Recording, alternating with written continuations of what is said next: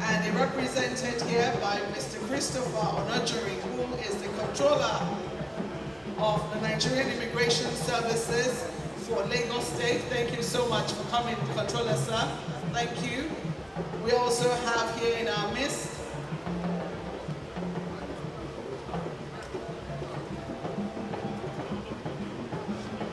Mr. Oniru of Olam Agri. Olam Agri is a major sponsor of this event. Would like to thank all the cultural communities here represented, the diplomatic corps here represented, the business community in Iruland, which has made a very strong showing. Would like to say thank you so much for coming, and thank you for honoring this invitation. We assure you that whatever conversations we have here today will certainly be worthwhile to your business and for the prosperity of Iruland. Ladies and gentlemen, thank you once more. In just a moment, this program will commence. The Deputy Governor will be here. He'll be walking in with the Oniru himself, and we will start very soon. So please get your interests ready, get your challenges ready. Let's get ready to have a conversation this beautiful Valentine's Day. Thank you very much.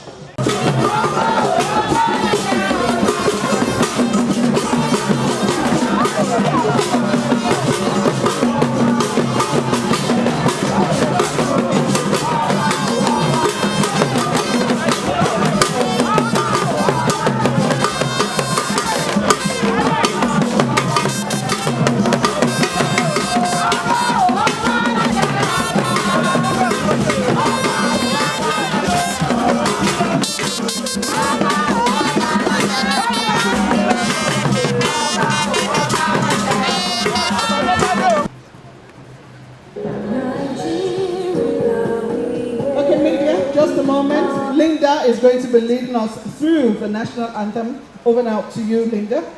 Good morning, distinguished ladies and gentlemen. All protocol observed.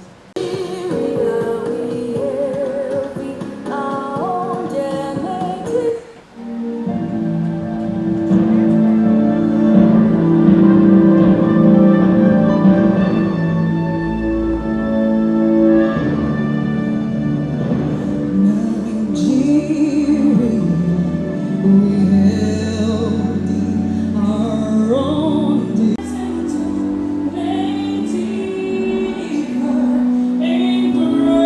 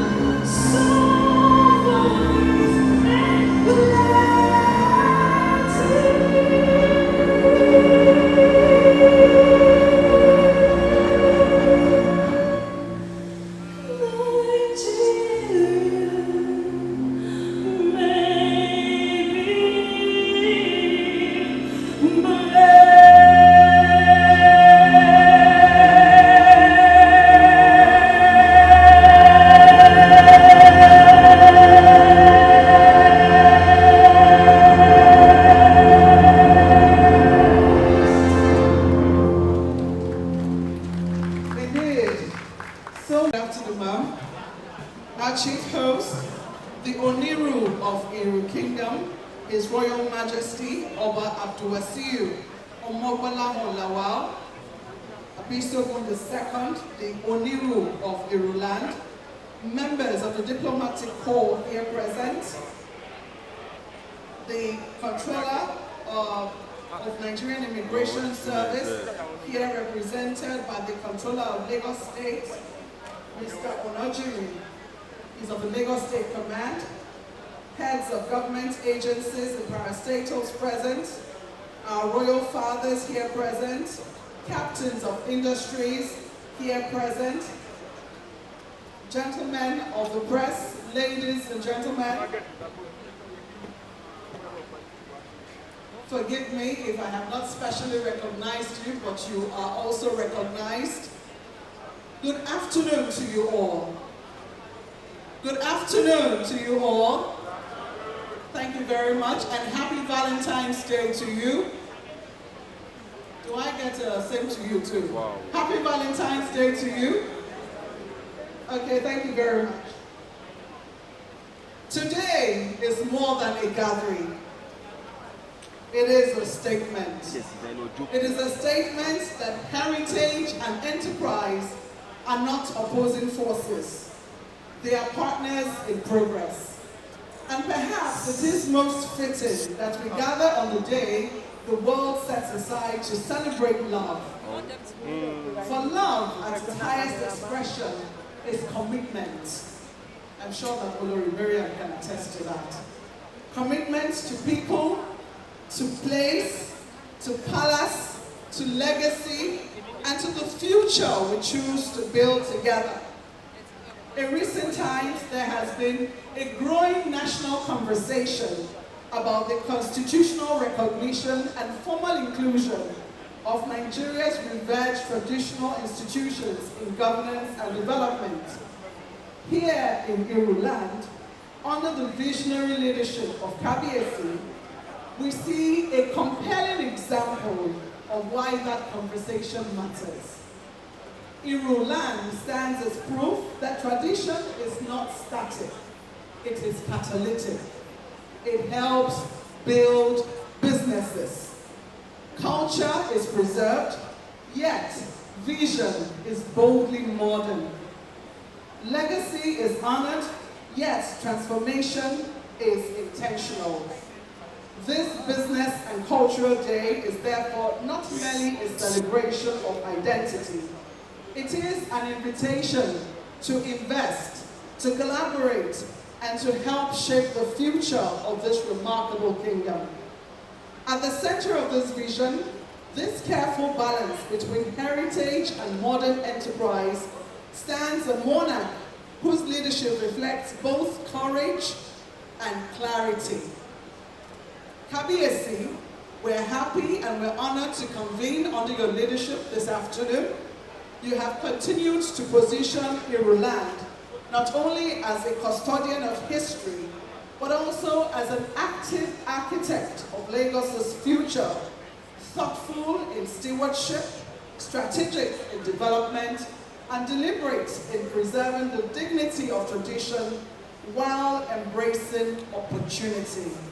It is therefore my profound honor and privilege to respectfully invite His Royal Majesty Oba Omogbolahan Lawal to deliver his royal address.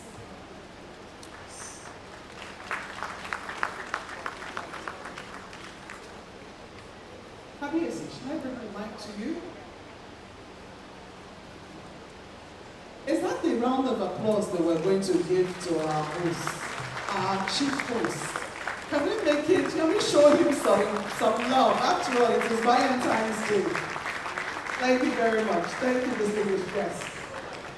I would think that we'll need some royal help to get up the stairs. Thank you, fantastic. Kabiyesi is in good hands. Please, another round of applause as he comes up the stage. Thank you very much.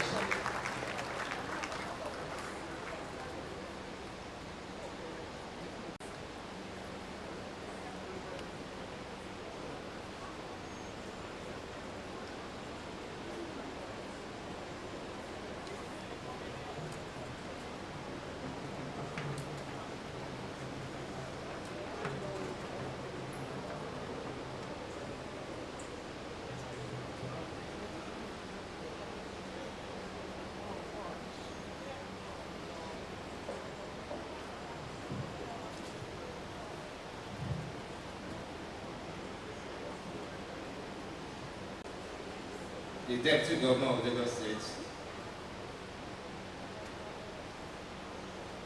Dr. Audrey Obafemi Hamzat,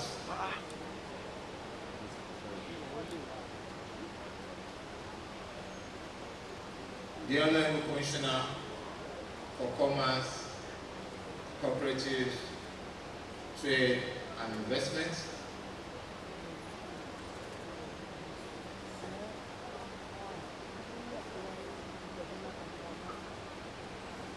Royal Fathers here present,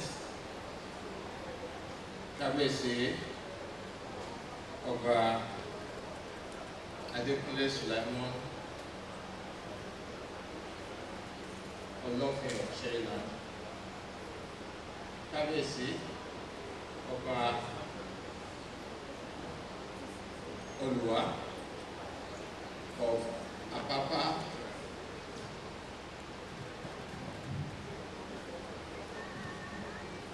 Kábíyèsí Ọba Ìbíkúnlé Fáfúnwá Oníkòyí of Mọ̀ọ́bà Ìkòyí land, Kábíyèsí Abdulhakeem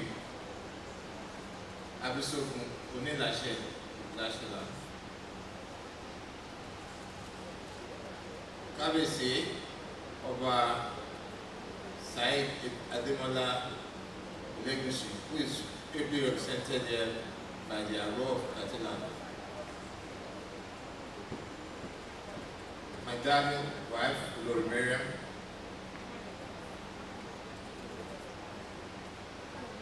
the Controller of Immigration, Lagos State Command, the representative of the Honorable Minister of Trade and Investment, Dr. Jumoke Oduwole,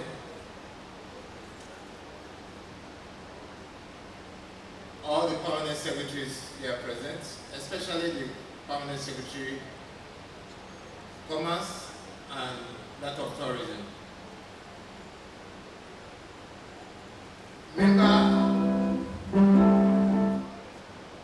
Member Dr.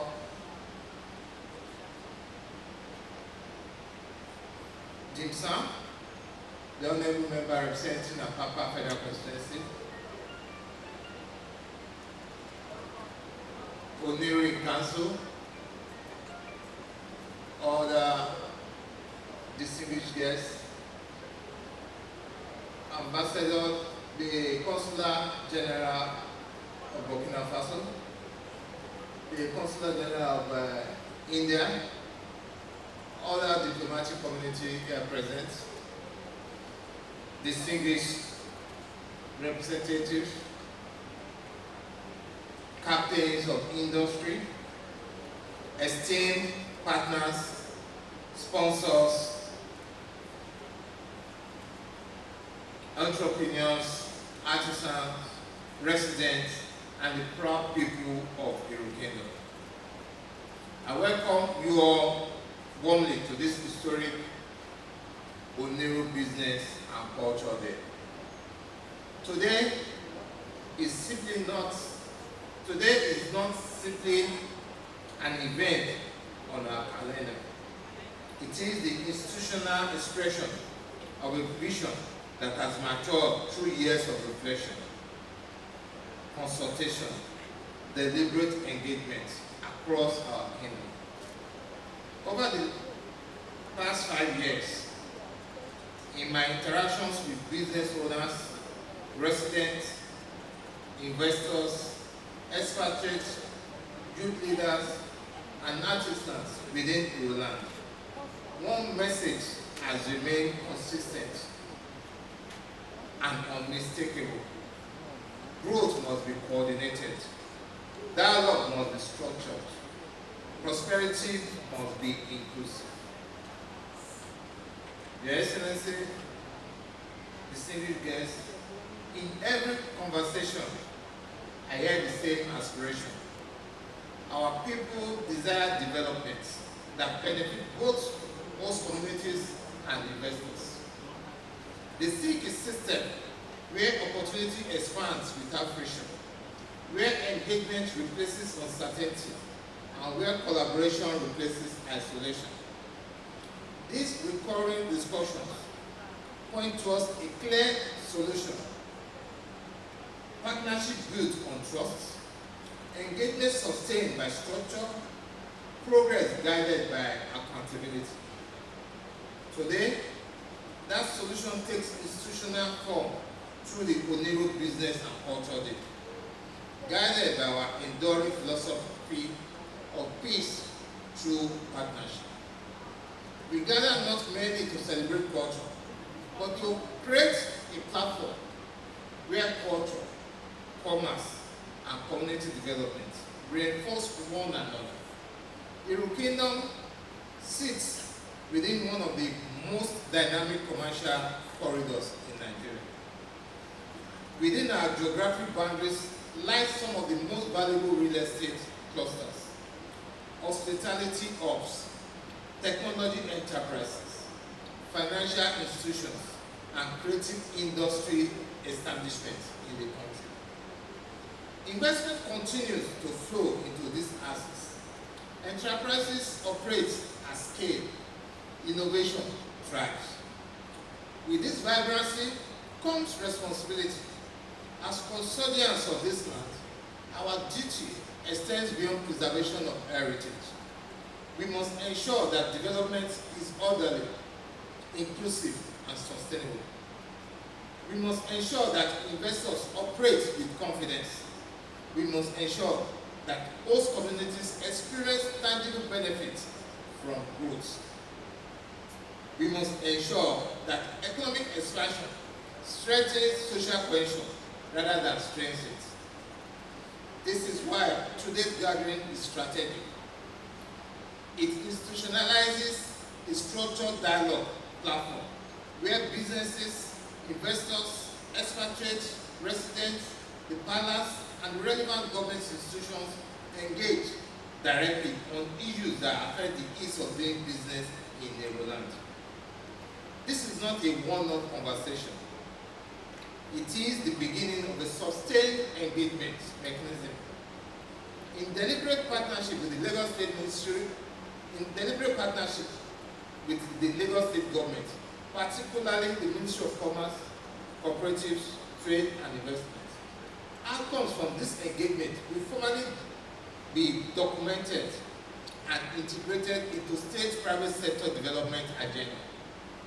Discussions must lead to policy action. Recommendation must result in measurable change. Dialogue must produce results. We are launching the Oniru Business Network and establishing the Oniru Business Council as permanent institutions of collaboration and accountability. The Oniru Business Network serves as a collaborative ecosystem, connecting enterprises within the kingdom.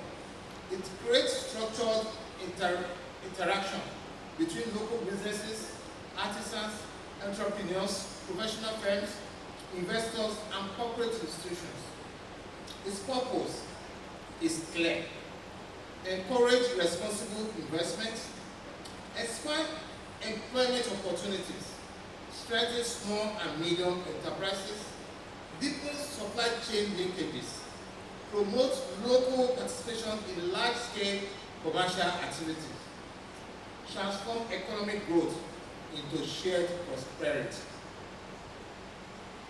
The Oniru Business Council, on the other hand, functions as a standing advisory body. It provides continuity, guidance, and oversight. It ensures the commitment are tracked, challenges are escalated appropriately, and progress is measured objectively. Through this structured framework, we will systematically identify and document regulatory bottlenecks, infrastructure gaps, environmental concerns, and immigration matters, taxation challenges, and the land administration issues. These concerns will be channeled to the appropriate agencies for resolution through formal engagement pathways. Progress will be monitored through feedback systems. performance scorecards, and periodic public reporting so that commitments are translated into feasible and measurable outcomes. For my years in public service and economic development, one principle remains constant. Sustainable progress emerges when government, private enterprises, and host communities align around shared objectives. When these interests move in harmony, growth becomes inclusive, development becomes durable, confidence becomes contagious. Your Excellency, distinguished guests, our objective is unambiguous. We seek to position Oniru Kingdom as a model of balanced private and public collaboration, a model where royal stewardship, responsive governance, and disciplined enterprise operate as partners, a model where peace is preserved, diversity is celebrated, and productivity is encouraged, a model that strengthens Oniru as a district of stability, opportunity, and shared prosperity. Today's gathering reflects that philosophy in action.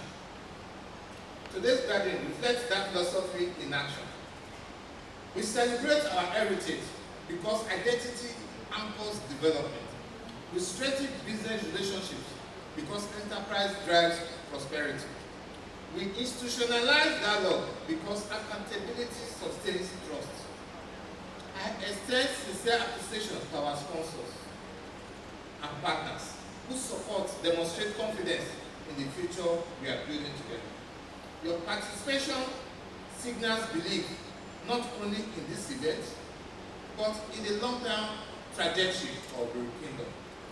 I commend the organizing committee and all stakeholders whose discipline and dedication have made this platform possible. To our local businesses and artisans present here today, this platform exists for your advancement. Engage actively, build partnerships, seek feasibility, expand your enterprises. The success of your businesses strengthens the economic base of your kingdom. When your enterprises grow, our communities prosper. As we engage throughout today's program, I encourage every participant to view this moment as the foundation of an enduring framework of collaboration. Let this be the beginning of stronger partnerships that extend beyond today. Let it mark the transition from informal conversations to structured engagement. Let it signal that Oniru Kingdom is organized, forward-looking, and ready to lead by example. Distinguished guests, we are building more than an event. We are building confidence. We are building structure. We are building shared prosperity. On behalf of the palace and the proud people of Oniru Kingdom, I welcome you once again, and I wish you fruitful deliberations. May peace continue to reign in the land. May Lagos continue to rise. And may the Federal Republic of Nigeria continue to prosper. Thank you for your attention.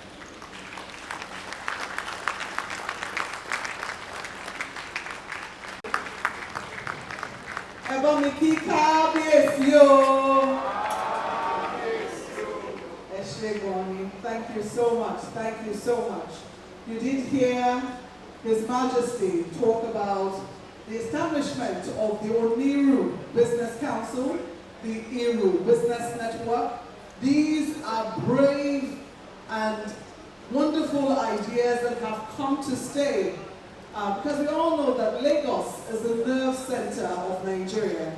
And in Lagos, the nerve center, there is the heartbeat. And we know that Oniru land is the heartbeat. Even though I say that a little carefully, because people know that I'm from Lagos. And I cannot be saying that one place is the heartbeat. What about my own place? But you know, you have to give it to Lagos. You have to give it to Oniru land, where you know that, you know, it is the heartbeat. It is the live wire, so to speak, of Lagos State. Kabiyesi, thank you once more for this initiative. Another round of applause, distinguished guests, ladies and gentlemen. Well, we do know that time is fast spent, and we know that we did not start when we said we were going to start. Again, I blame it on the rain, but I do promise you that we will finish in good time for us to have a love feast. Let's not forget that today is Valentine's Day.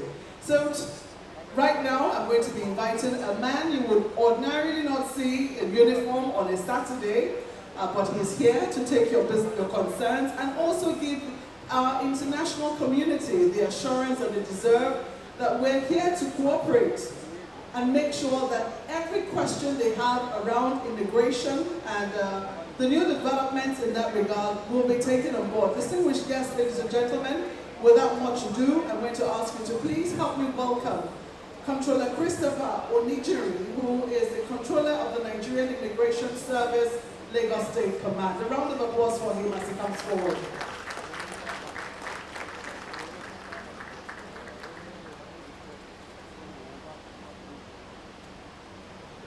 Your Excellency, sir, the Deputy Governor of Lagos State, Kabiyesi, Oniru, other royal fathers here present,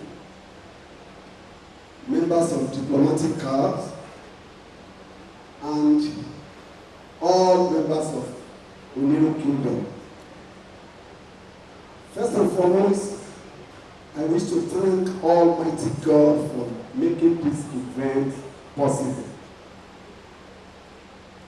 I equally want to thank the vision of our royal father, Kabiyesi Oniru, for putting these great events together. Not only to celebrate the cultural heritage of Iru land, but to bring together business communities so that they will be well informed about what is going on in Nigeria. My name is Chris of Nigeria. I bring greetings from the Controller General of Nigerian Immigration Service, the Amazon of our time, Kemi Nana Nanda. She has been at the forefront of re-engineering the service. A lot of innovations, not only in passport issuance, but in the areas of visa. Today, we have been able to do away with all the old ways of doing things in Nigerian Immigration Service through her innovation and the encouragement by the President due to the Renew Hope agenda. Now, unlike before, when most of our things, operations are paper-based, today we are key into the modern world to align with the best global practices. I want to assure the business community that immigration service is a new service really. We are here to serve you. We have streamlined all our operations that by mere punching your computer, you'll be able to access our facilities. Let me expatiate on our facilities. Today, we have what is called e-visa. E-visa replaces what is called visa on arrival.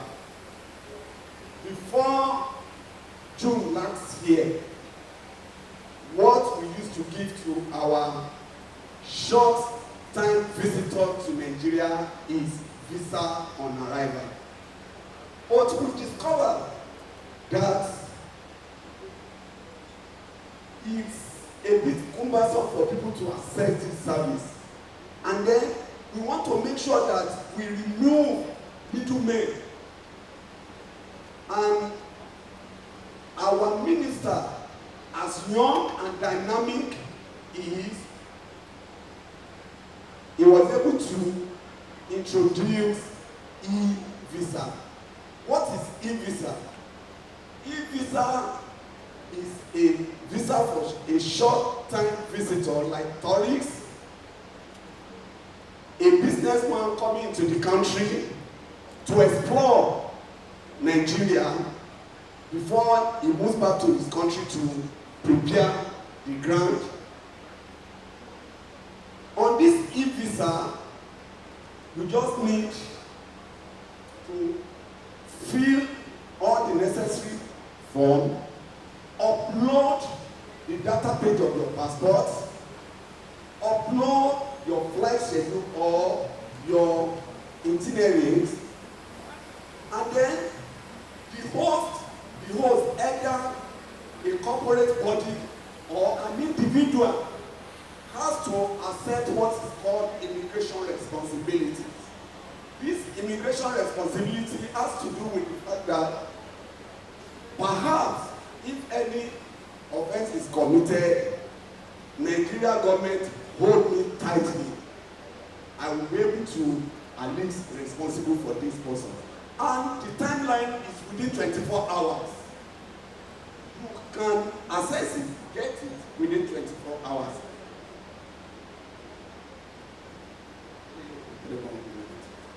And then we have equally introduced what is called e-SEPA.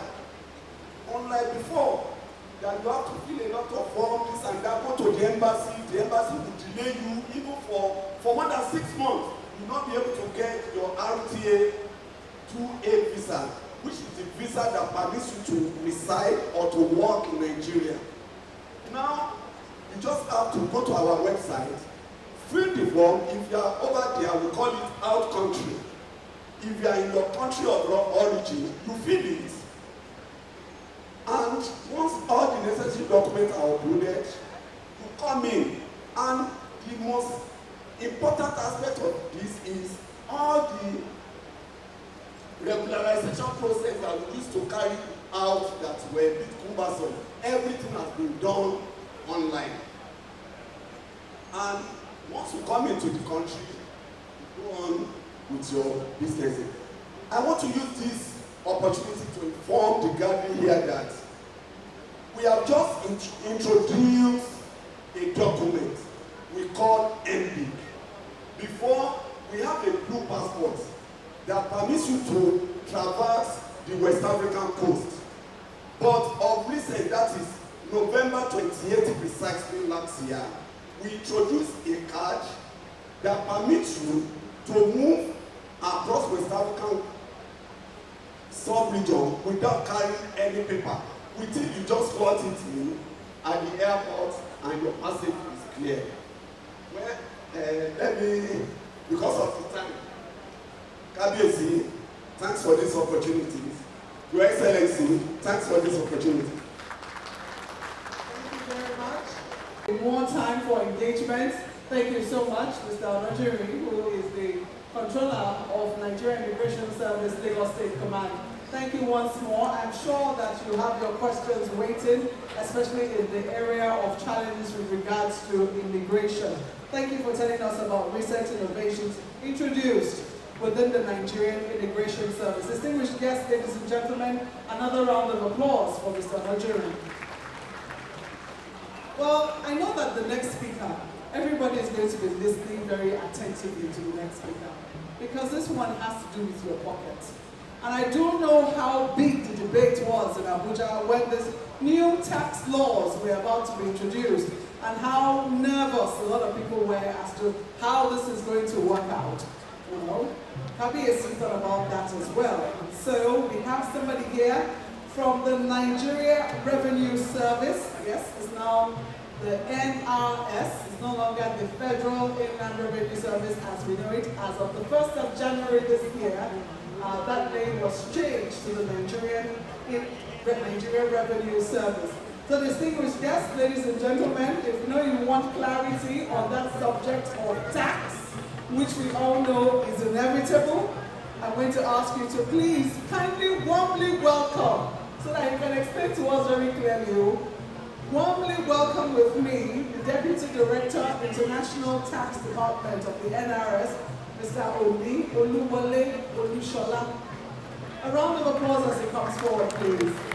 Of course, only otherwise if you do not want to get clarity on what he's going to talk about. But if you do want to, please can we get a round of applause going for him? Thank you so much. The taxman is here. Thank you so much, Mr. Olushola. This way, sir. Thank you.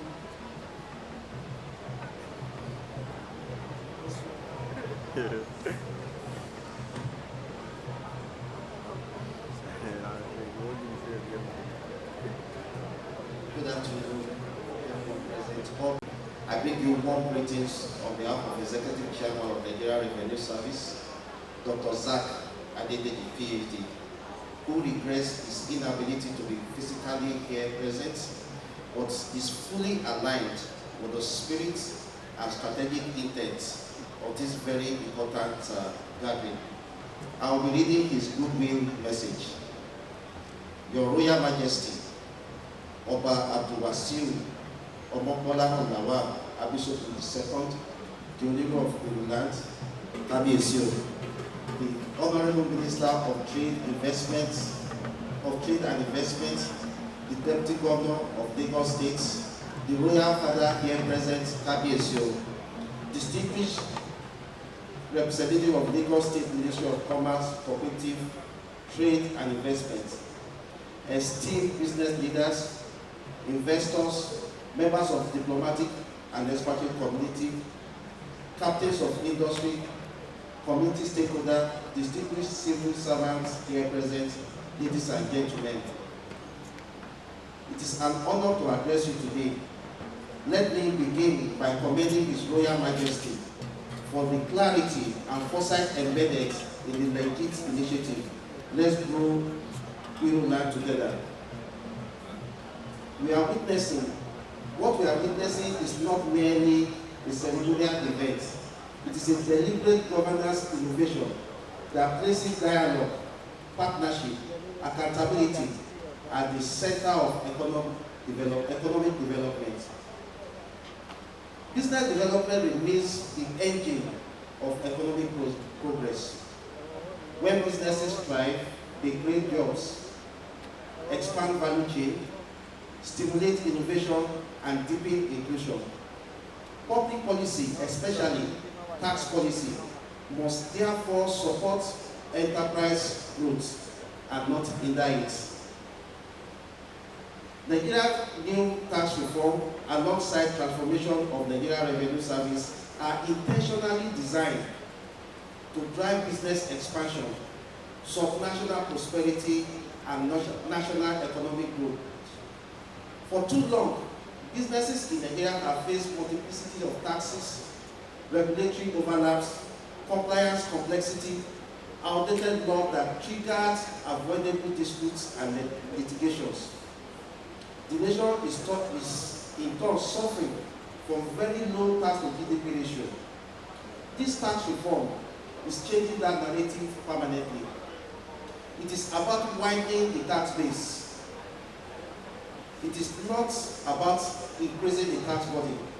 It is about simplifying compliance, improving transparency, and creating predictive investment climate. It is a fact that predictability, when there is predictability, there is investment drive. Investment drive produces production. Production drives employment, and employment drives national prosperity. How is this reform supporting business growth? Number one, simplification and ease of compliance. Nigeria Revenue Service is transitioning from a reactive enforcement body to a digital service-oriented institution.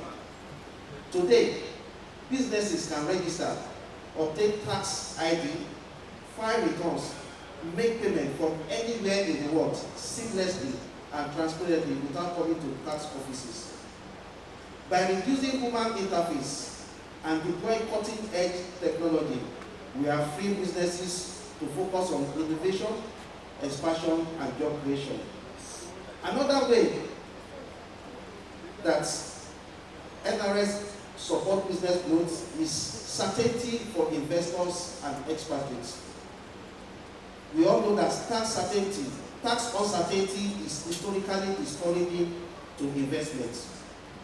The new reform addresses this directly by providing clarity without ambiguity in interpretation of tax law, clear basis of income attribution, clear residency rule, and few taxes across federal, state, and local government. Let me just state that before now, we have over 60 different tax laws from federal to state to local government. And this reform is looking at making it a single digits with the number of taxes. Investor confidence thrives where the rules are known in advance and administration is consistent. Another thing this reform is looking at, which is driving out to do, is protection and provision of incentive for small and medium enterprises. National growth cannot occur without small and medium enterprises. They are the engine. The tax reform provides, among other things, a 100 million turnover threshold to protect small businesses. What this means is that if you are doing business in Nigeria and your turnover is below 100 million, you don't pay tax. As of 2019, if you are doing business and the turnover is 1,000, you'll be made to pay tax. Now it has been increased to 100 million. Zero tax for individuals that are earning minimum wage. I want to pause here to say that a lot of things that we are seeing on the social media are not really correct. This tax reform is very, very sensitive to the plight of Nigeria. In fact, I work in the international tax department. About 80% of the reform is about international taxation to make sure that the people investing from outside Nigeria are well taken care of. They have certainty. Part of the things that this reform is doing to promote SME is 5 years tax relief for agricultural businesses. Capital gains tax is exempted for small businesses. Incentive for new startup and digital economy, and so many more because of time. These measures are deliberate. They nurture emerging businesses into sustainable enterprises. Distinguished guests, modern revenue administration is no longer about mere collection of revenue. It is about enabling business system. Nigeria Revenue Service is repositioning as a policy feedback institution, a data intelligence hub, a partner in subnational growth, and collaborator in economic planning. When we talk about national growth, we can't leave out revenue stability. Nigeria growth depends on revenue stability. Stable revenue allows government to invest in infrastructure, strengthen security, expand social services, and reduce dependency on borrowing. With this new reform, we are already working towards surpassing 40.7 trillion revenue in 2026. Indeed, when we achieve this, Nigeria will be a better place. In conclusion, Your Royal Majesty, distinguished guests, the legit vision aligns perfectly with Nigeria Revenue Tax Reform trajectory. Nigeria Revenue Service stands ready to engage constructively, provide clarity, enhance investors' confidence, drive sustainable revenue growth, and together, through this reform, structured dialogue, share responsibility, we will build a stronger Ireland, a stronger Lagos, and a stronger Nigeria. Thank you very much. So, I do not know if the applause reflects the level of clarity we received, but I have to thank you, Mr. Olusola, who is the Deputy Director, International Tax Department at the NRS. Thank you so much for your speech. I do believe that you'll be staying to the interactive session so that people can get their questions asked particularly members of our diplomatic community. Distinguished guests, ladies and gentlemen, once more, a round of applause for Mr. Olusola. Thank you very much. Right now, we're going to be taking another goodwill message, and this is going to be coming from the Federal Ministry of Trade and Investment. And the minister is Dr. Jumoke Oduwole. She's here represented by her special advisor, Ms. Afe Berber. Please, a round of applause for her as she walks very elegantly to the stage. Thank you very much.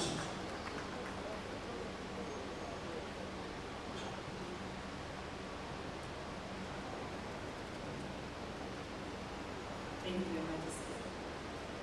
Good afternoon, Your Royal Majesty, the Oniru of Iru Kingdom, Your Excellency Deputy Governor of Lagos State, Honorable Commissioner, Commerce, Lagos State, Comptroller Immigration, Royal Fathers, Excellencies, leaders of the Oniru business community, distinguished ladies and gentlemen, please allow me to stand on the well-adopted existing protocol. Let me begin by conveying the apologies of the Honorable Minister of Industry, Trade and Investment, Dr. Jumoke Oduwole, who is unable to join us here today due to external engagements with the Vice President. She asks that I extend her warm regards and sincere appreciation to His Royal Majesty, the Oniru Palace, Lagos State Government, and especially the Honorable Commissioner of Commerce for this platform that enables structured engagement between the business community, traditional leadership, and government institutions. Today's event is an extremely important one to her because investment is often discussed at a national level, but it's actually delivered locally. Iruland is one of the most commercially active areas in Lagos State. Structured dialogue such as this improves predictability, coordination, and overall investor confidence. At the national level, reforms have focused on restoring macroeconomic stability, improving the investment climate. Over the past 2.5 years, the current administration has implemented key measures such as the fuel subsidy reforms, exchange rate unification, fiscal consolidation, and alignment of trade, industrial, and investment policy frameworks. The early signals have been very encouraging. Capital importation increased from under 4 billion in 2023 to 12 billion in 2024, and now exceeding 20 billion within the first 10 months of 2025. Non-oil exports grew by over 11%, roughly to 6.1 billion, and 2025 saw multi-million-dollar investments from domestic investors, signaling growing confidence from within. Nigeria's credit outlook was upgraded by all three major rating agencies. The World Bank projects GDP growth over 4% in 2026, the fastest in over a decade. Under the President's 8-point agenda, the Federal Ministry of Industry, Trade and Investment is mandated to accelerate economic diversification and expand Nigeria's productive base. In practical terms, this means strengthening local production, deepening value chains, increasing non-oil exports, and mobilizing foreign and domestic capital. This year, under the leadership of the Honorable Minister, the Ministry's focus is firmly on implementation. Guided by a Nigeria First approach, delivery will increasingly be anchored at the subnational level through structured engagements like this initiative that improve the ease of doing business, localize value chains, mobilize investment, and strengthen state ownership of trade and industrial outcomes. Afrexim Bank, the African Union, and AFCFTA's Secretariat. It is established to unlock structured financing and expand market access for businesses within the countries to the global creative economy. We expect 10,000 global participants to convene here in Lagos, creating investment, commercial partnerships across the creative value chain. Kingdoms such as Iruland, Palace, the Lagos State Government for this important initiative, and we look forward to working and continue to engage and partner with businesses and the state and traditional leadership on initiatives such as this. Thank you very much.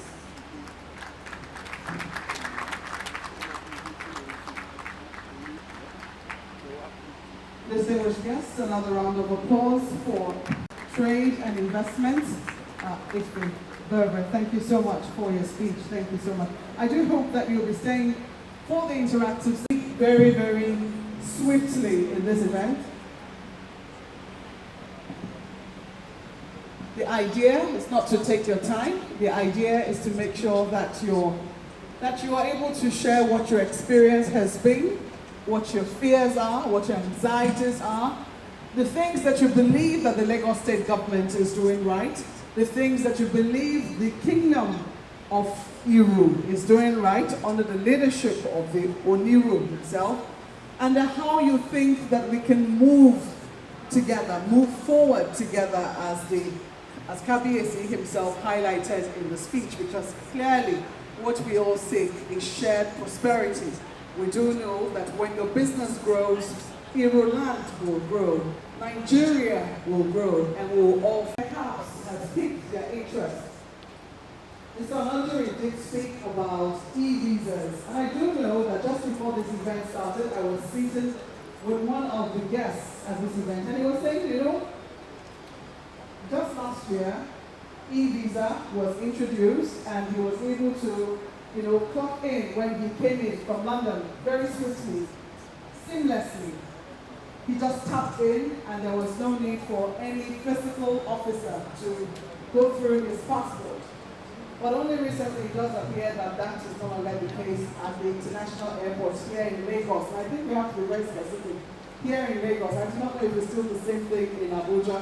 If you have questions around that, you might want to. I also heard the taxman, I'm going to keep calling him the taxman, talk about how the new tax reforms were specifically meant to reduce the tax burden Nigeria desires. So distinguished guests, as we get set to welcome the Lagos Cultural Tour, are we ready? Just a moment. Okay, so I understand that you'll be ready soon. As soon as they're ready, I'm sure that somebody will indicate to me. Will anyone like to just quickly share their experience? I want to speak to three things quickly. First and foremost, I want to speak to the fact that Kabiesi spoke about something. A lot of you don't know that the Kabiesi's private performer, he was in public service. And he was somebody who was in business. He was Commissioner of Agriculture, I think he was Commissioner for Commerce as well. So he understands the language of business, and he knows that there's a nexus between business and communities where traditional rulers operate. And that's why we are Olam Agri. First of all, let me just quickly introduce myself. My name is Ade Feto. I'm Director of Corporate and Regulatory Affairs for Olam Agri, one of the largest agribusiness companies in the country. And one of those, I happen to be in this constituency because I live here as well. I live not too far from here. So you can see that I'm one of his constituents, and I'm one of his business partners as well. I'm one of those of the community. So I was speaking with the controller here. I was until recently as well the honorary consul of Botswana in Lagos. So when people talk about diplomacy, talk about commerce, there is a nexus. And people have often spoken to the fact that we cannot be talking about African Continental Free Trade Area if we cannot move across each other's countries. And that is very, very important.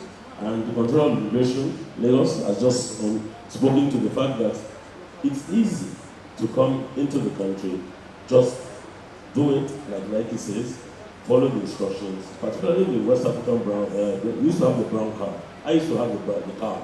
And I go to many countries across the region, but my passport is always stamped. And that card, before now, I was told didn't have a biometric reading chip.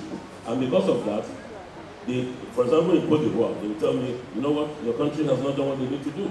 And I said, really? So it's quite heartwarming to hear for the first time that you can move with that ATM-like card and just go in seamlessly. And I think we need to commend the Nigerian Immigration Service for that.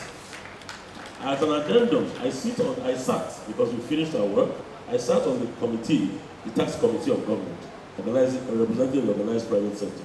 And a lot of what the Director of International Tax spoke to is the truth. For us in agriculture, for example, there are a lot of incentives. We need to understand that whatever this tax policy brings, we need to experience it. We started in January. The taste of the pudding is in the eating. Let's give it time and let's support it. That's my 5 cents. Thank you.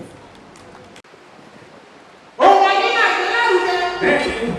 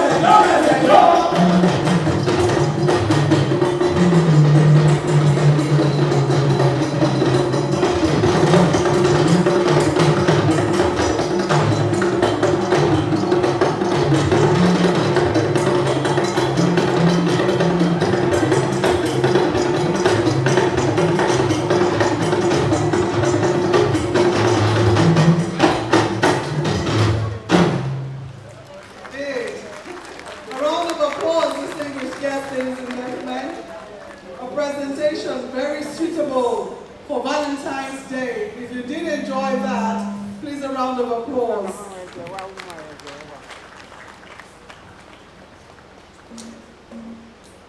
Well, just before, while we wait for the protocol to get set and invite the Deputy Governor, I'd like to acknowledge the presence of the Deputy Speaker.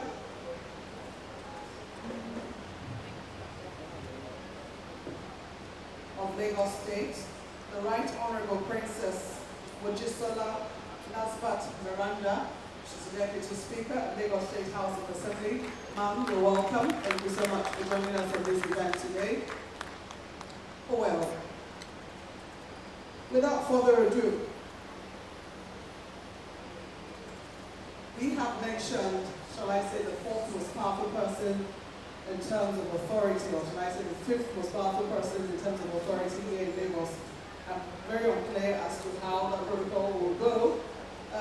But our next speaker represents a government that continues to play a critical role in shaping the economic and infrastructural landscape within which kingdoms like Oniru thrive. He serves as the Deputy Governor of Lagos State, a state whose growth, dynamism, and global relevance are deeply intertwined with the progress of communities such as Oniru land. Pragmatic in governance and steadfast in public service, he brings to this gathering the goodwill and commitment of the Lagos State government towards sustainable development, strategic partnerships, and inclusive prosperity. Distinguished guests, ladies and gentlemen, please kindly help me warmly welcome Dr. Obafemi Hamzat, the Deputy Governor of Lagos State. Is that the best we can do? Deputy Governor, I don't know if you're showing you love today.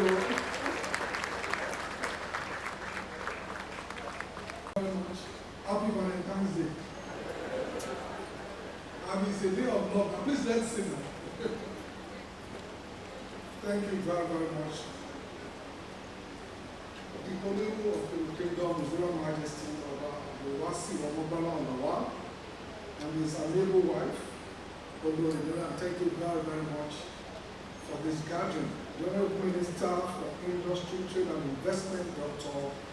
Oniru, able represented by Mrs. Efi Baba. Thank you very, very much. Members, Lagos State Executive Council, here present, especially the Commissioner for Commerce, Cooperative Trade and Investment, Mrs. Folashade and Dosmende, thank you very, very much. The Permanent Secretary, Ministry of Commerce, Cooperative Trade and Investment, and then your sister in the Ministry of Tourism, thank you very, very much.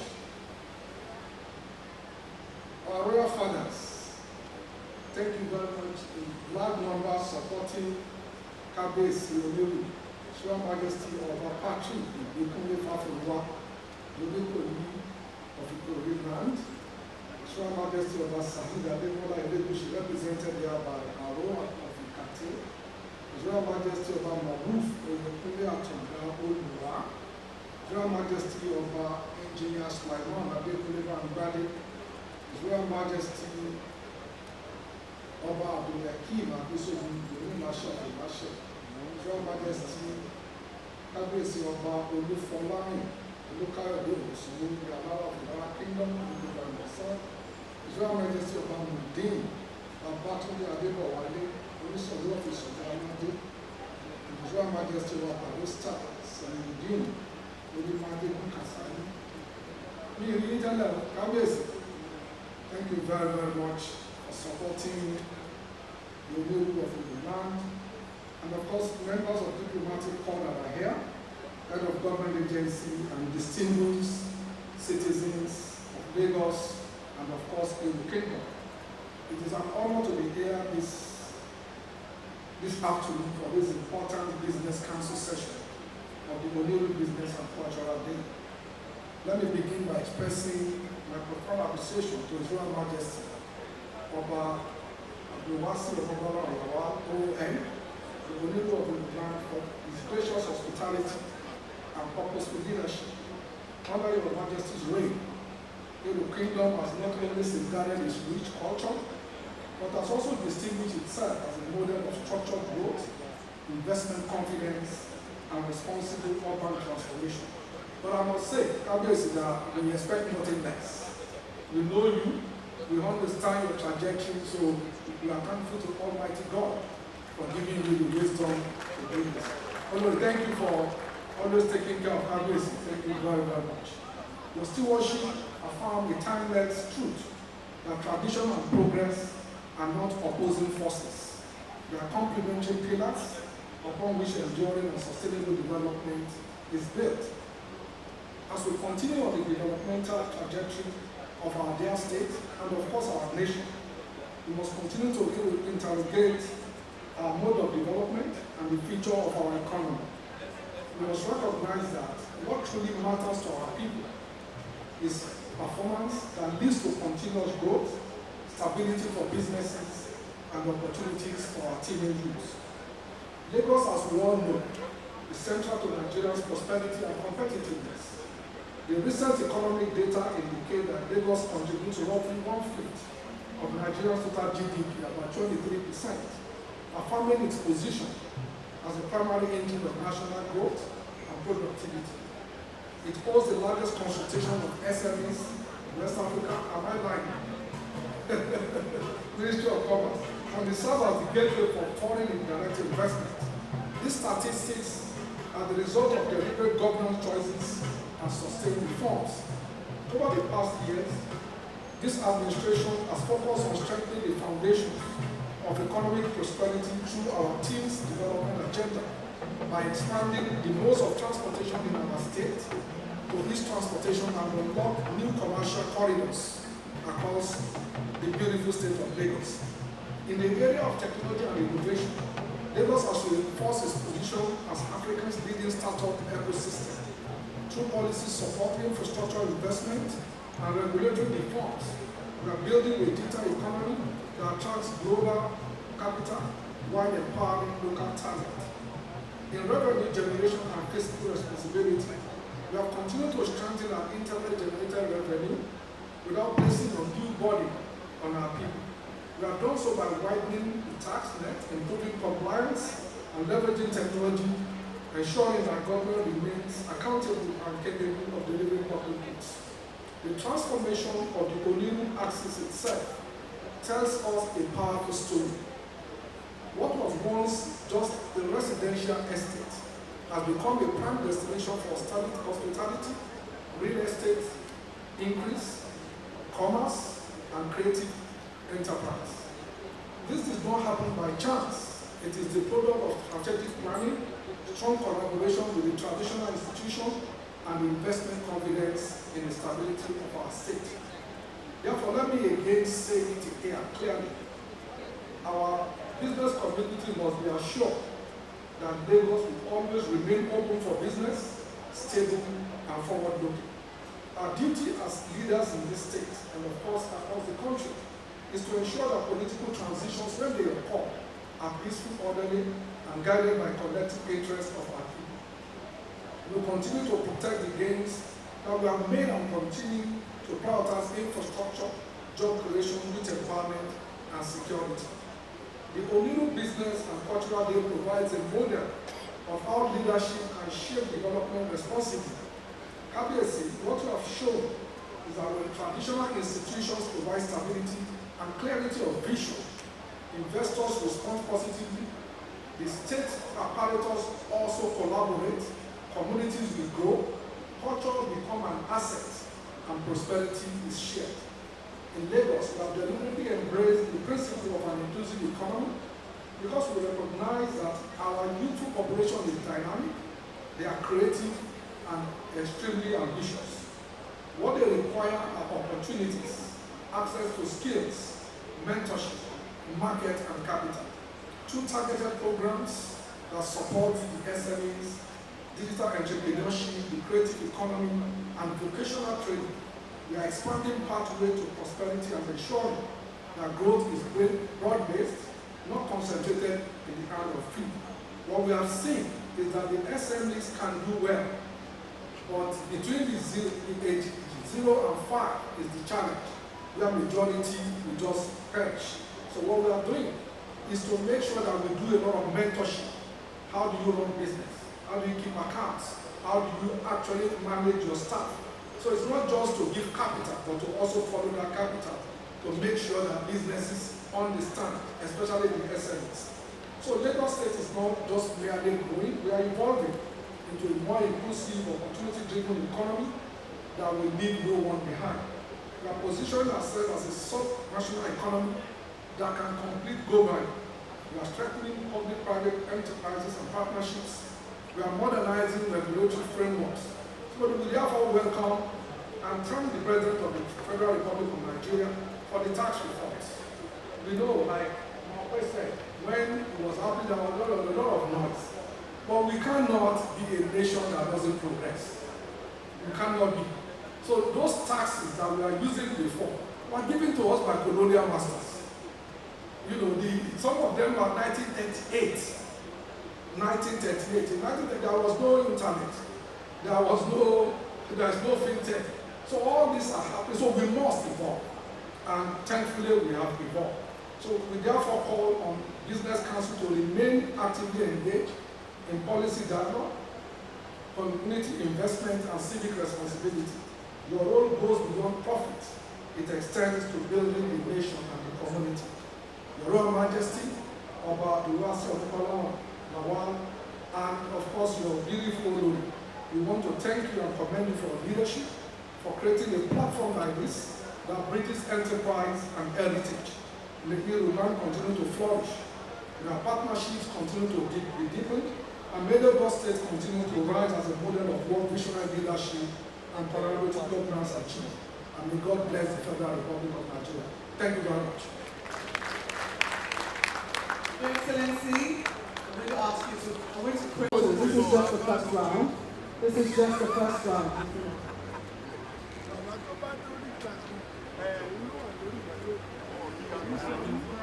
I'd also like to invite the Deputy Speaker, Madam Miranda, please, ma'am. Thank you very much. Thank you very much. Media, are we okay? Okay, so I'm going to ask the Deputy Governor to please remain, as well as Kabiyesi. And then please may I invite all the traditional rulers here present to please come on stage for another group photo. Thank you.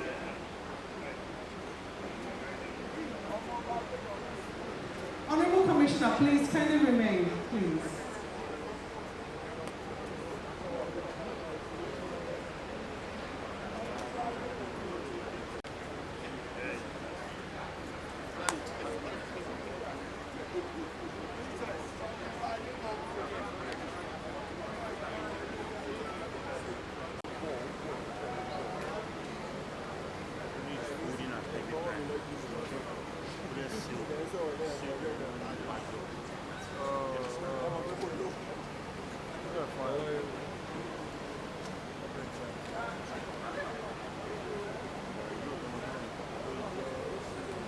So please be on standby, members of the Lagos State Executive Council. Thank you very much.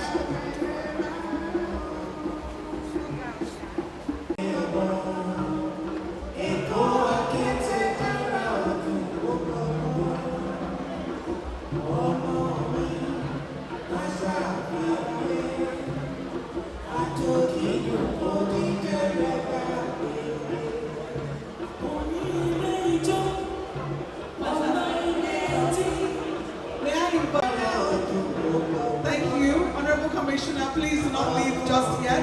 The Oniru Honorable Commissioner, ma'am. Thank you. Oniru Oba in Council, please kindly join Kabiyesi on the stage. Thank you very much.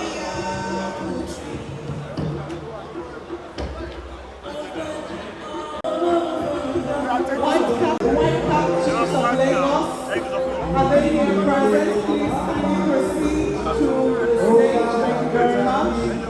Thank you.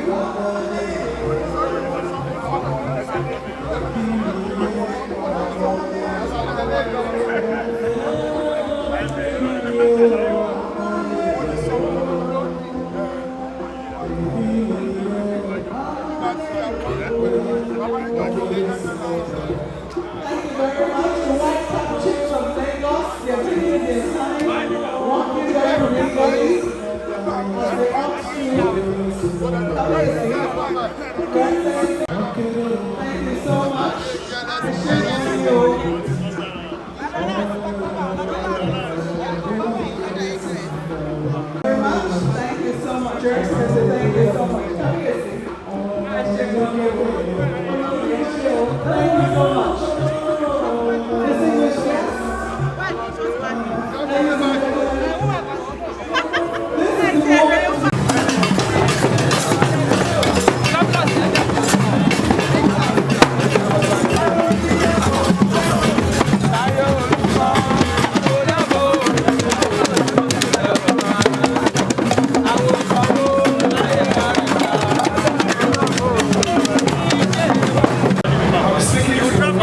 charge and land use charge.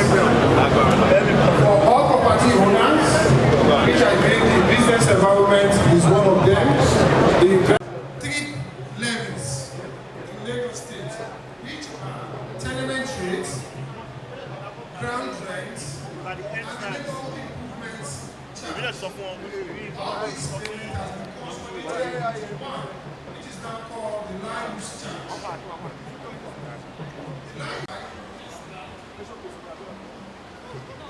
That's the component of land use charge. You assess your property and you pay it annually. Next one. Next slide.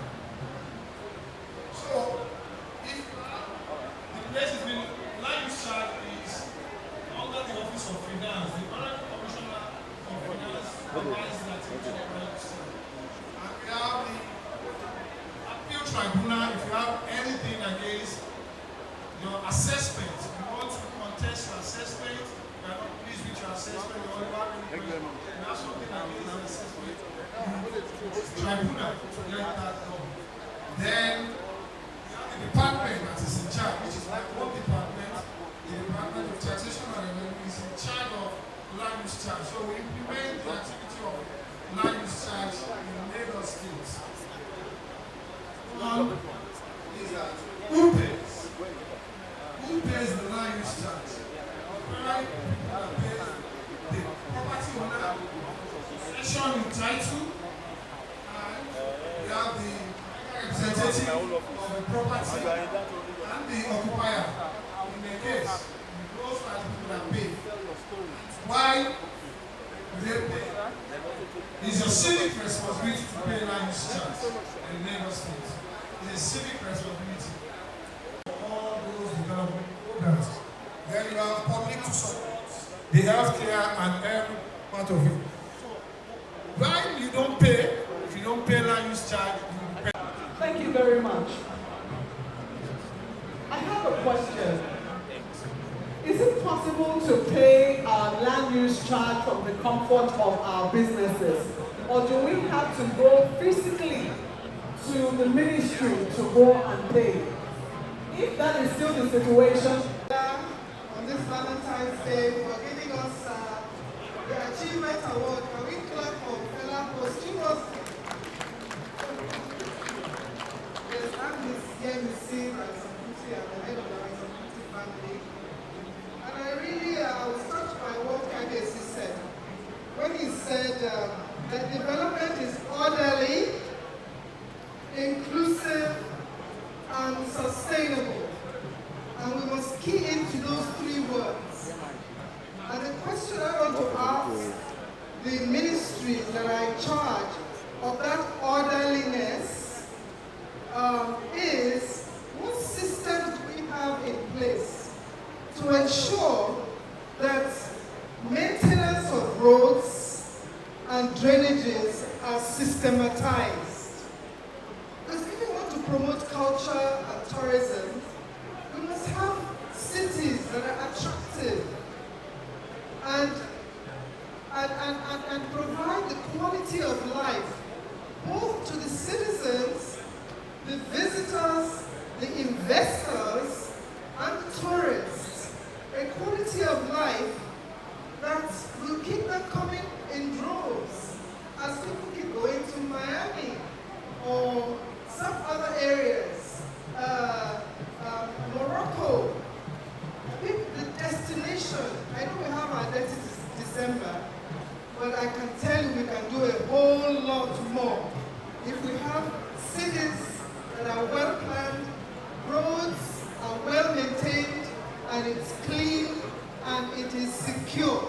So I would like some answers from our public officers about the systems they have in place to ensure this, and to also have a system where we can promote these businesses so that in real time,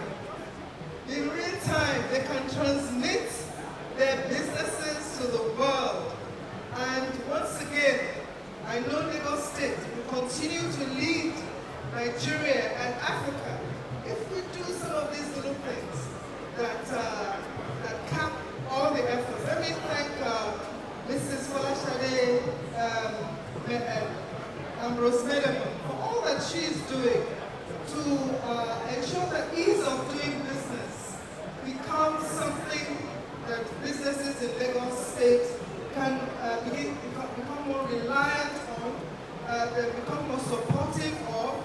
And I want to congratulate the Oniru and the Minister of Commerce on this very, very special day. And I hope all the urbans that are here are taking notes, because we want to see it in Lagos Island. Indeed, I believe that has Nigeria. Indeed. Thank you very much. Was stated when His Excellency Mr. Deputy Governor spoke is that this is a joint partnership with the state government and the Oniru Kingdom led by Kabiyesi. So what we're trying to do now is we're going to listen and obtain all your issues, your comments and your feedback. In April, what we have forthcoming is our Aimbeti Summit, whereby all the questions and issues that are not able to be addressed here will be responded to in detail. So we've captured that comment and question, but nevertheless, I think it would be amiss of me not to say that an incredible amount of infrastructure has been occurring throughout Lagos State, led by Mr. Governor, Mr. Babajide Olusola Sanwo-Olu. Clearly, when we're talking about Lagos State Development Plan 2052, we have a development strategy which transcends administrations.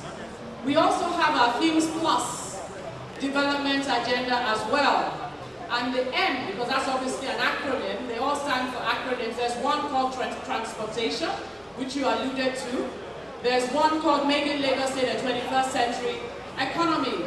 All these verticals have key action points and deliverables, which we'll be sharing at the 10th Corporate Assembly under the forthcoming Aimbeti Summit, which is taking place in April this year. So what we're doing here today is really trying to also obtain all your comments, all your feedbacks under the inimitable Oniru Business Network, and I assure you that we'll be coming back categorically with answers led and answered by the Executive Governor of Lagos State. I hope that is able to just give you an overview. Thank you very much.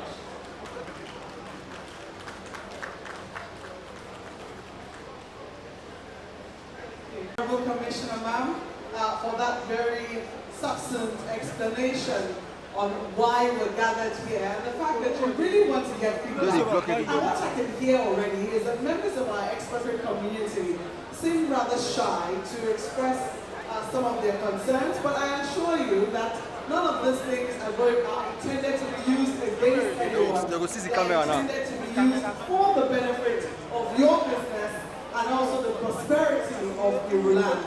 I see a young lady here, please come forward, who says she has a question. So please, let me know who your question is directed to. But just before you do so, I'd like to let our people here know that we have with us in our midst the General Manager of La Scopa, Mr. Falabi Sholebo. We have Mr. Tunde Ajayi, the General Manager of La Sapa. So if you have any questions for these people, please feel free. Mr. Sheikh Tijani is also here as a representative of LRS. So if you have any questions with regards to what is going to be happening with taxation, feel free to ask these questions. Mrs. Adetong Popola is also here. She's the General Manager of LASPA. And they are here to take your questions and also reassure you that they're here serving in your best interest. Oh, yes, please come forward. Yes, please.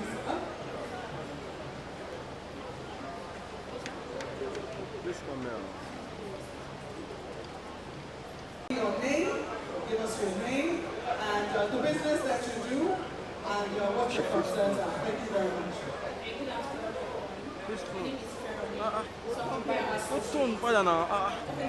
So my question is that if a property is initially marked for demolition, is the already paid land use charge affordable? Okay, that's a very straightforward question, and I see his hand is already up. So I hope you got the question. If a property is marked for demolition and they've already paid land use charge, it means that they already received the notice to pay their land use charge, because you can't pay unless you receive the notice. So if you have received the notice and then you're marked for demolition and you paid, do you then still pay? I mean, do you get a refund? There's no refund. There is no refund. Because the land use charge levy is just a name and not a title document. We don't confirm title with land use charge. It's paid by every property owner in Lagos State. Thank you. All right, I guess that if you're not satisfied and you want to push for a change in that sort of policy, that might be very helpful. Yes, please. Any further questions? Do we have any further questions? I'm not seeing hands up here.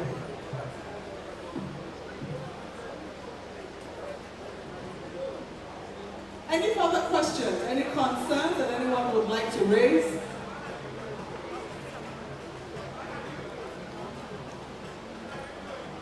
Are we shy? Is doing business in Lagos, is it perfect? Doing business in Oniru land, is it perfect? Well, I have a question for Kabi. Because my own question, I mean, I'm in the business of asking questions. That is what I do for a living. And I'm very curious why I believe that it is very interesting, this innovation that Kabi has come up with, trying to be the bridge. And I can see very clearly that he is working with the Lagos State government on this, as represented here by the commissioner. But I'm a little curious as to how Kabiesi is going to, okay, he's speaking with his desk. Kabiesi, may I ask you, if I may, respectfully so, why it is that you conceptualized this? What did you see? What was the missing link that you noticed, that you believed, I mean, in all your years of public service, and now that you're sitting on the traditional stool, the seat of your forefathers, the throne of your forefathers, what do you think has been the missing link between conventional government, traditional institutions, and businesses, especially in the land? May I have a microphone for Kabiesi? In most of those interactions on engagement, people always wanted to know how they can be supported in terms of ease of doing business. As a matter of fact, we had an event that had more than 95% Indians, Asians precisely. And in one of those interactions, one of the people that came said, Kabiesi, I have a land, I have a factory in outside Lagos, precisely, somewhere in Lagos State, Alta precisely. And he continuously had issues with the community. That I should help me get in touch with the traditional ruler in that community. That's one. I've also had businessmen coming to say that Kabiesi, we have made effort to reach out to some government agencies. You know, this corridor is the richest real estate corridor.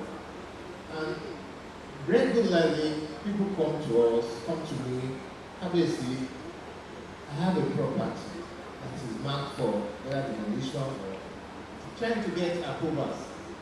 And you cannot continue to call informally the head of those agencies. So we decided that, okay, how do we formalize or institutionalize a platform whereby people can come. I know SCCI, Lagos Chamber of Commerce, they're doing a lot. Then government agencies are also doing a bit. But we are the closest to the grassroots. People see us regularly. Our gates are open. We work day and night for the community. And again, we always try to upscale the wherewithal of our subjects, giving them jobs, giving them opportunities, providing enough for them. But what can only KBC do? We can't continue to engage informally. But if a platform like this that we have just structured is there, people will be dropping in their situations, feedbacks.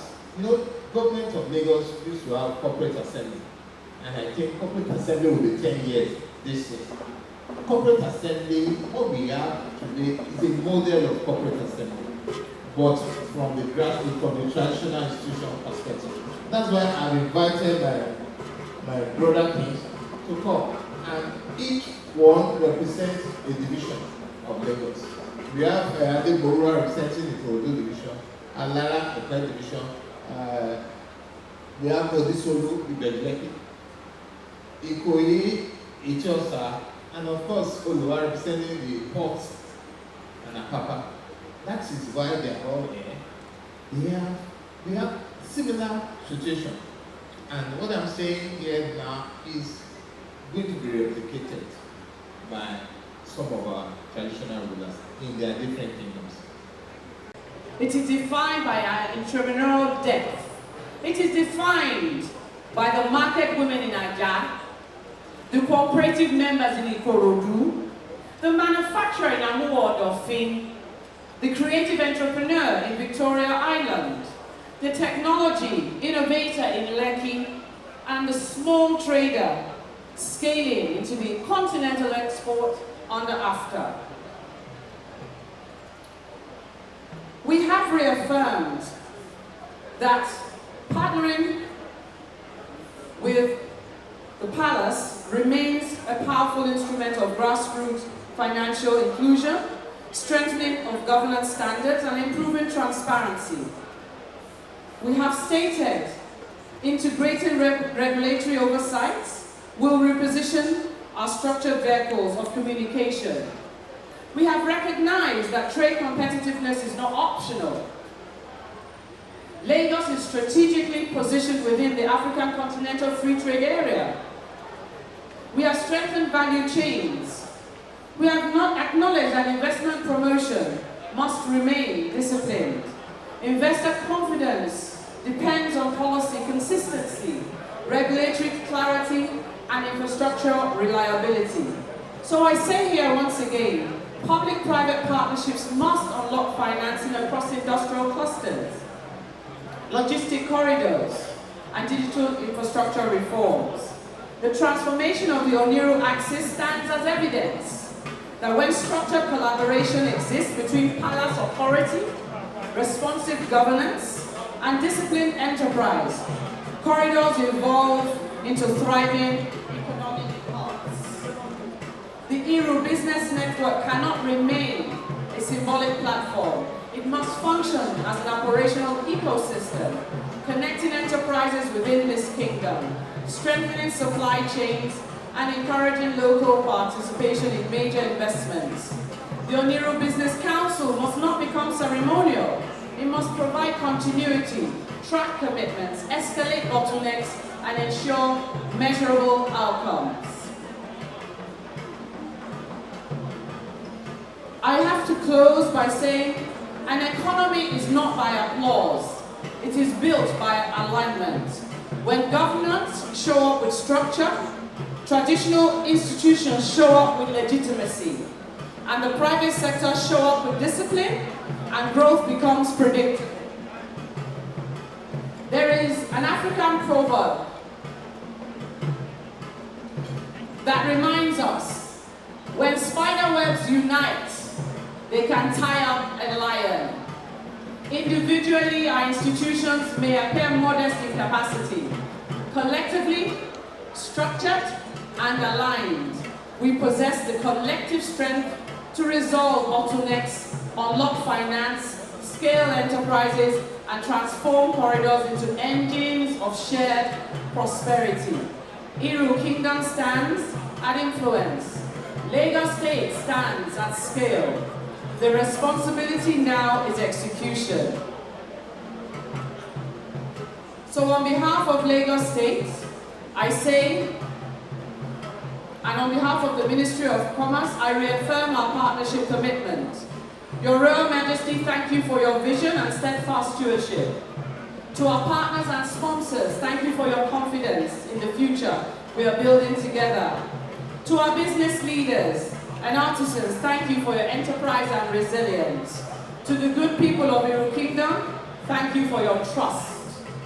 Let today be remembered not as a day we gathered, but as a day structured collaboration became our standard, and our world-class standard at that.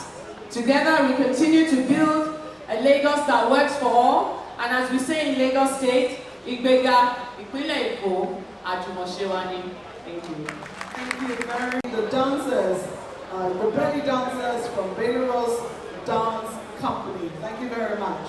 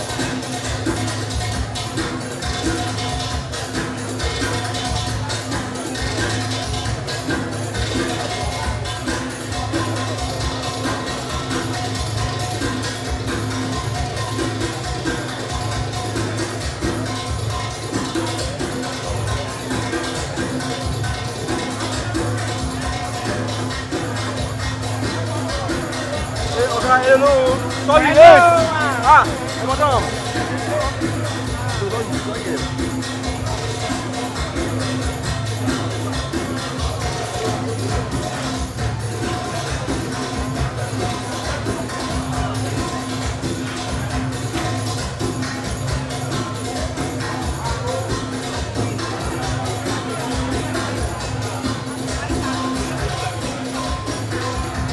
알겠습니다. 여기서 저희 받습니다.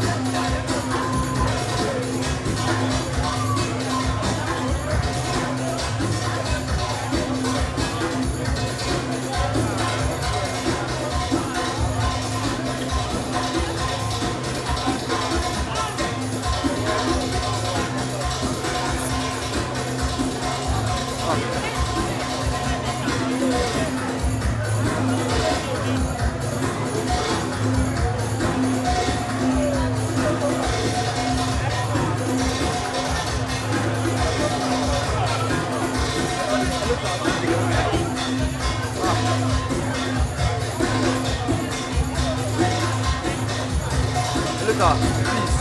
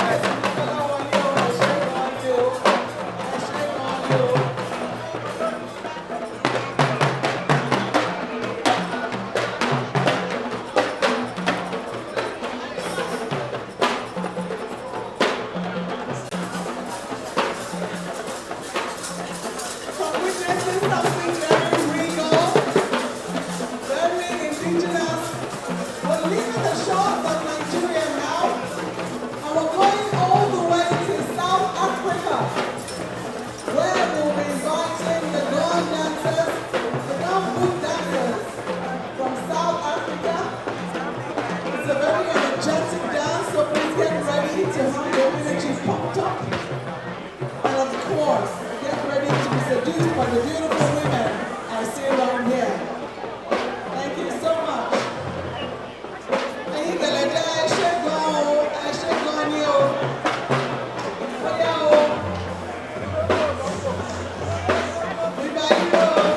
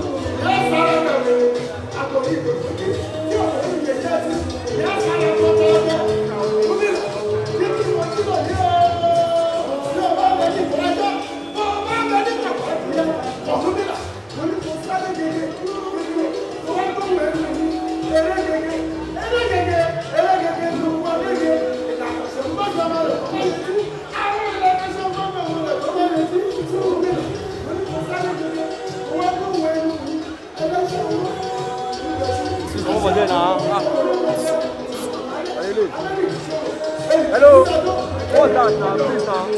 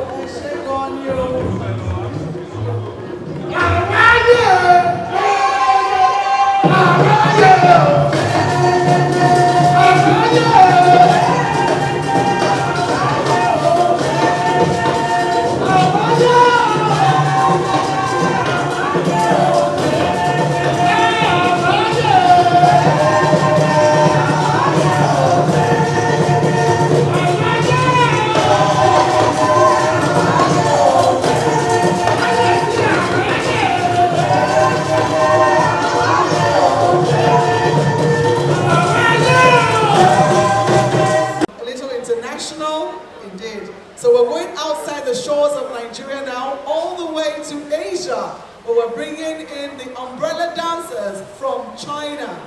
The Chinese oil paper umbrella dance is what is going to be performed now. So please, distinguished guests, ladies and gentlemen, kindly warmly welcome them with a round of applause. We understand that this dance originated during the Han Dynasty, and in a city where umbrellas were famously produced. Thank you so much. No.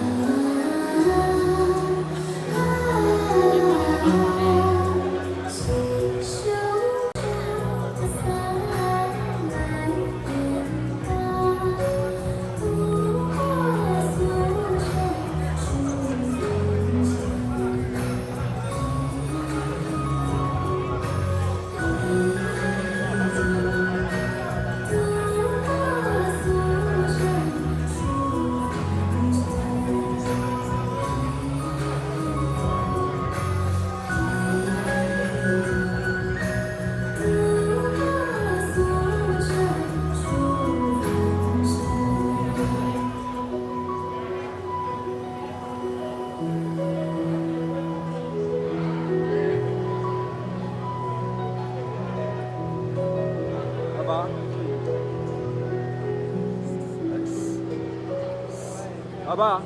Daddy. Ẹjọ́ ẹ kúrò lọ́nà yàrá.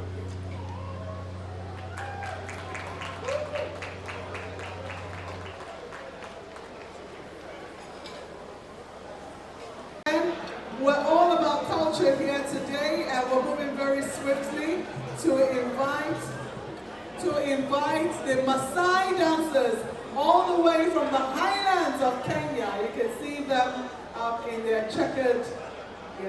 checkered red outfits coming forward for their performance. Over now to you, our Maasai dancers.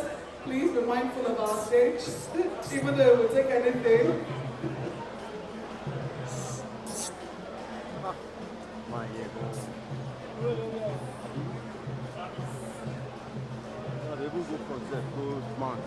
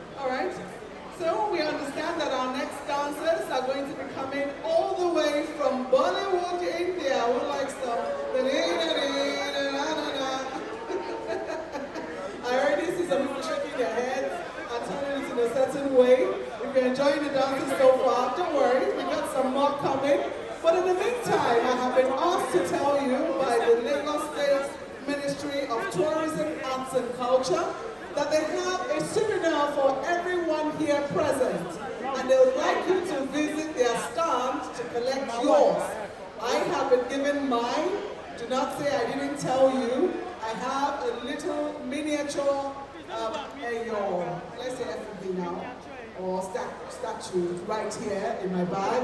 You cannot come for a cultural event without leaving with something very cultural. They were giving me apologies, but I take it, they say the Zangbeto one is not yet ready. Because I'm an Ego girl, and I accept the apology because I'm in Oniru land, and I have taken the one of Oniru people. I believe that maybe one next, if we're hosting anything in Badagry, that of Zangbeto will be ready. But in the meantime, distinguished guests, ladies and gentlemen, we're getting ready to host. Oh, I see people are already going to be back. This one is, I must not be left out. If you want to be left out, that's your choice. So that's not because Malpe did not inform you. Malpe told you. Ministry of Lagos, Ministry of Tourism, Arts and Culture, say they have a gift for you. Go towards the exhibition stand and collect your own. In the meantime, we're waiting for our Indian Bollywood dancers. Can I ask, which of the dances have you found most interesting? Is it the belly dancers? Have you found the belly dancers interesting? Have you found the Maasai dancers interesting? Have you found the South African gone dancers interesting? Does anybody want to tell me what they found interesting? Sir? Nobody's telling me anything here. The Lagos State dancers. Oh, the Iba dance. Oh, fantastic. Oh, wow. I see. Kabiesi is also enjoying it. So the Festac dancers are like the dancers of Festac 77, and he's really enjoying it. And I think the beautiful thing about it is that it's really short and sweet. Just before you get to enjoy it, it's over. You know? I wish we could tell them to prolong it a little. But yes, it's good to know that, you know, people are here enjoying culture just as we thought that you would. So right now, if the Indian Bollywood dancers are ready, I'm ready, oh. We are ready. We're ready if you are. I understand they will be with us shortly. Thank you once again for showing love to not just the people of your kingdom, but also specifically to, well, let's say people like us who are not of your kingdom, you know, enjoying the beauty that Iru land has to offer this beautiful Valentine's Day. So if the Indian Bollywood dancers are ready, I already see them peeking from the door right there. We will be inviting very warmly to the stage for their performance, the Indian Bollywood dancers. I do not know, Oniru, do you enjoy Indian movies? You do?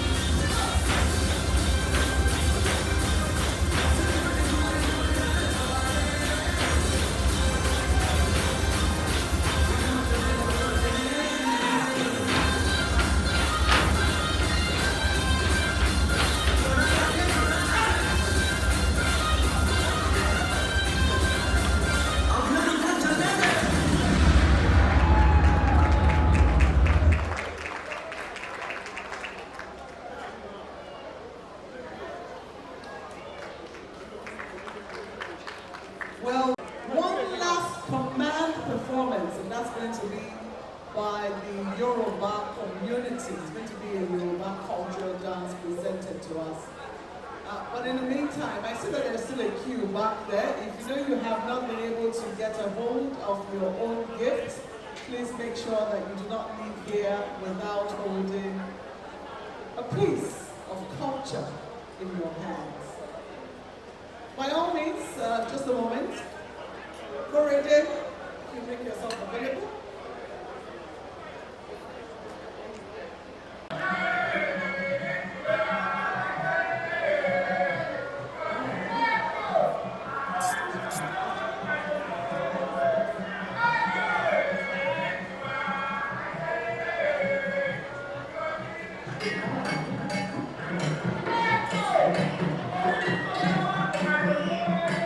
In the heart of the estate,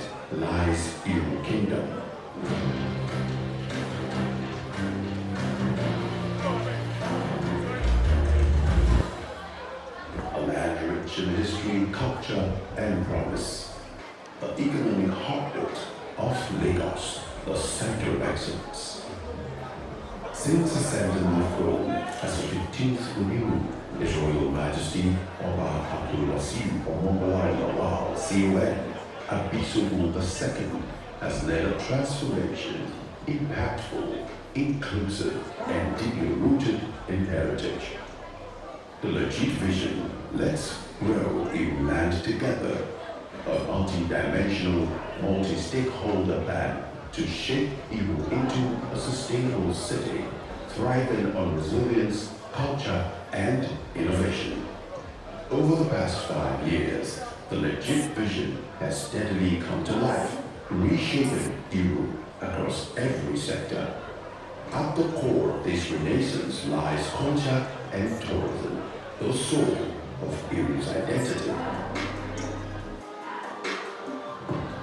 From vibrant Ijiwa Legba Festival to Isheshe Day, Ose, and the sacred Oluku rites, the kingdom comes alive with rhythm, prayer, and pride.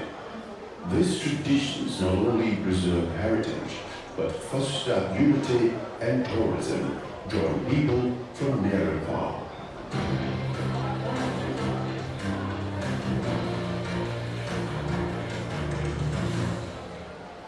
To strengthen governance and community bonds, 7 ballets have been installed over the course of the last 5 years, bringing leadership closer to the people.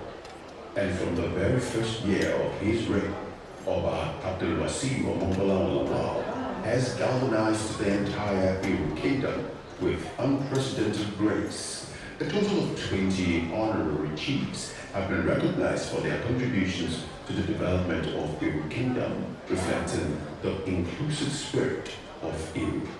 The iconic Oniru Royal Private Beach was a jewel of Lagos, restructured for safety and comfort, reimagined, modern, organized, and ready for the world, welcoming thousands annually.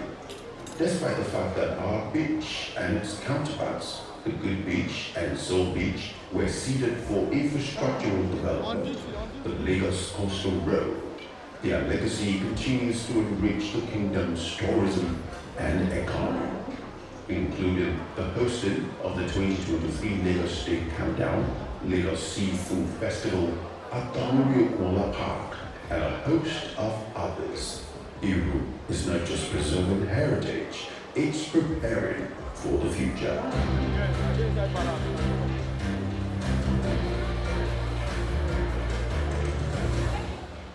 Empowerment is the backbone of sustainability. Over 1,000 women and youth have been trained through partnerships with government ministries and professional bodies, equipping them with the skills to thrive and contribute to the city's growth. Health is paramount and beats right at the heart of the legit vision. Free medical screenings and partnerships with hospitals and medical practitioners within the kingdom have provided vital care to residents. The Oniru Primary Healthcare Center stands as a beacon of accessible quality healthcare for all. His Royal Majesty Oba Abdulwasiu Omobalawal CON is not just rooted in history, culture, and tradition. He's unapologetically committed to the future and to the environment. Over 1,000 trees have been planted, beaches cleaned, and waste properly managed through community and government collaboration, embracing eco-friendly practices vital for a sustainable Iru. Safety is essential for resilience. Enhanced security measures from street lighting to patrols and police collaboration ensure that residents feel safe and are indeed protected and at peace.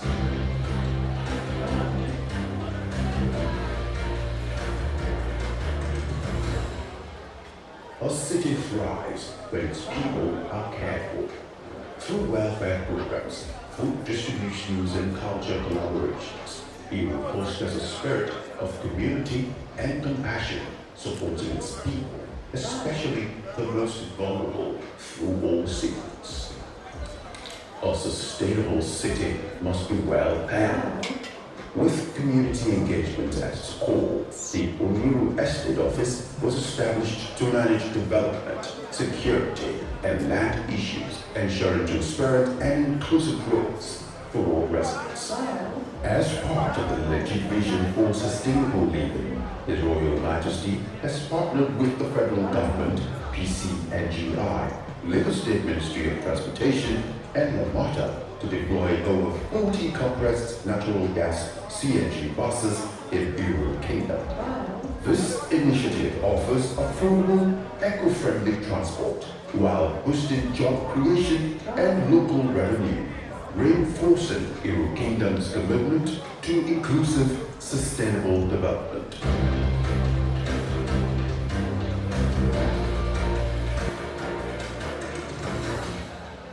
Starting the events of his 5th anniversary, His Royal Majesty commenced the Royal Corporate Tour of Oniru Kingdom.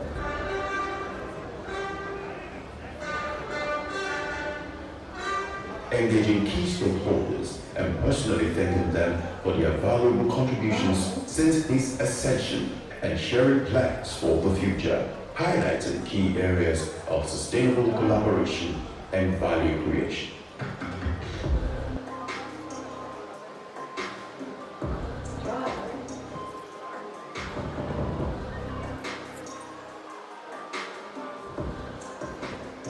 The achieved vision is more than a plan.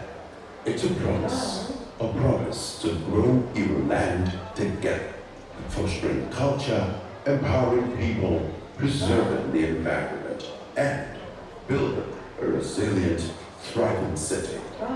The journey has begun, and the future is bright. Join us and be part of Oniru's transformation.